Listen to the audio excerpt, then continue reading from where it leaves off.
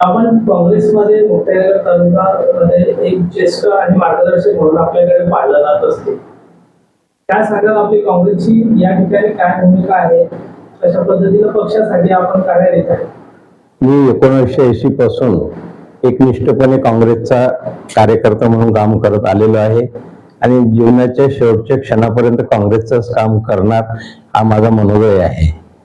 या दरम्यान मी तालुका अध्यक्ष असेल, त्याच्या आधी तालुका सरचिटणीस असेल, त्याच्या आधी चिटणीस असेल, अशी पदं बघून त्यानंतर काही काळासाठी जिल्हा प्रवक्ता झालो. आता मी PJNT विभागाचा महाराष्ट्राचा प्रदेश प्रवक्ता आहे. ह्या दरम्यान काँग्रेसने अत्यल्प समाजाचा असून सुद्धा मला बरेचसे पदं दिले, त्यामुळे मी काँग्रेसचा ऋणी आहे.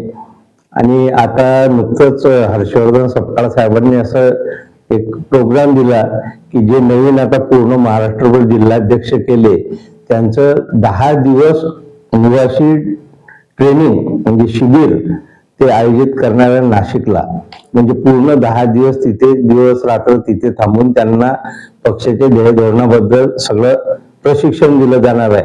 तर मी तिथे जळगावला आजच्या आमच्या सभेमध्ये एक विषय अशी सूचना दिली की ज्याप्रमाणे तुम्ही आता हे जिल्हाध्यक्षांचं प्रशिक्षण घेताय त्याचप्रमाणे तालुका अध्यक्ष आणि तालुका कार्यकारिणीचे जे सदस्य असतील, पदाधिकारी असतील, त्या सर्वांचं असंच ट्रेनिंग 3 दिवस तुम्ही जळगावमध्ये निवासी ठेवा.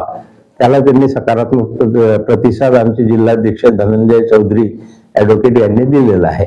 तसं जर झालं तर पक्षामध्ये नवसंजीवनी येईल आणि मार्गदर्शनाची वेळ आली तर आम्ही आहेच तयार मार्गदर्शन करायला, काही प्रश्न नाही.